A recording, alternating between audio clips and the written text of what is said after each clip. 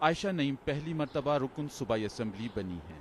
اسی خوشی میں انہوں نے قرآن خوانی کا انتظام کیا ہے۔ تعلیم یافتہ خاندان سے تعلق رکھنے والی عائشہ کا آج رکن اسمبلی بننے کا خواب تو پورا ہوا، لیکن کیا وہ جانتی ہیں کہ ان سے عوام کی توقعات کیا ہیں؟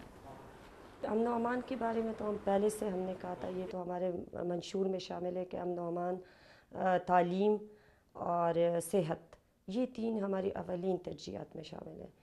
تعلیم کا تو یہ کہ بیسک تعلیم، جس طرح ہماری سوابی ڈسٹرکٹ میں خواتین کی کوئی یونیورسٹی نہیں ہے، تو فرسٹ تو ہمارا سب سے پہلا یہ کہ خواتین یونیورسٹی ہم ادھر کھولیں گے۔ خیبر پختونخوا کی اکثریتی جماعت پاکستان تحریک انصاف ملک میں بدعنوانی کے خاتمے کو ترجیح قرار دیتی ہے، لیکن ایک ایسے صوبے میں جہاں امن عامہ کی مخدوش صورتحال کے ساتھ ساتھ بدعنوانی کا بھی چیلنج درپیش ہے، اس کی حکمت عملی کیا ہوگی؟ گزشتہ حکومت میں پولیس کے لیے حفاظتی ساز و سامان حاصل کرنے کے ایک واقعے میں 7 ارب روپے کے گھپلے کا مبینہ واقعہ ابھی بھی تحقیق طلب ہے۔ 27 سالہ طفیل انجم کہتے ہیں وہ کرپشن کے خلاف آواز اٹھائیں گے۔ یہ جتنے بھی کرپشن کے اسکینڈل ہے، ہم اس پر سب پہ ہم غور کریں گے انشاءاللہ، اور اس کو یہ جتنی بھی برائیوں کی جڑیں یہ ہم انشاءاللہ نکال لیں گے، لیکن ابھی ہم پہلا دن ہے ہمارا، تو انشاءاللہ سب پہ جو ہے نا بحث کریں گے۔ اس طرح کے دعوے اور وعدے تو سابق ادوار میں بھی کیے گئے تھے، لیکن ان پر عمل درآمد نہیں ہو سکا تھا۔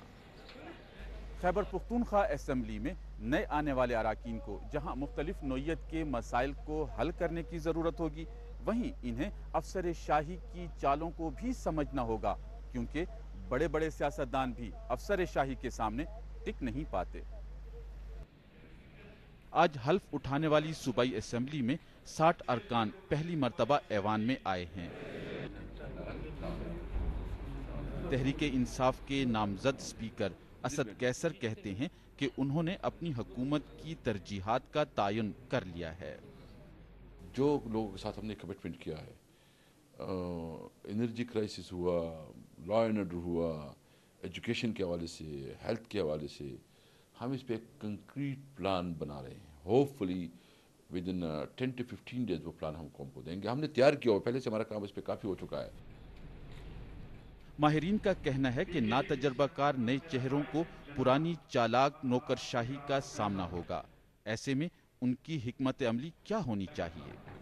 بیوروکریسی میں ایسے لوگ ضرور ہیں کہ ان کے اپنے مقاصد ہوتے ہیں، اگر ان سے یہ حکومت چھٹکارا حاصل کر لے، اچھے لوگوں کو جو کہ 2 ڈھائی 3 سال تک OSD رہے ہیں، صرف اس لیے کہ وہ آنیسٹ تھے، ان کو آگے لایا جائے تو میرے خیال میں کوئی حکومت کے لیے مسئلہ نہیں ہے۔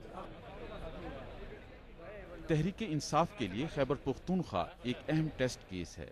یہاں کامیابیاں اس کے قومی سطح پر روشن مستقبل کی ضامن ثابت ہو سکتی ہیں، اور یہاں ناکامی اسے ان ان گنت سیاسی جماعتوں کی کھائی میں گرا دے گی جہاں سے نکلنا ممکن نہیں ہوتا۔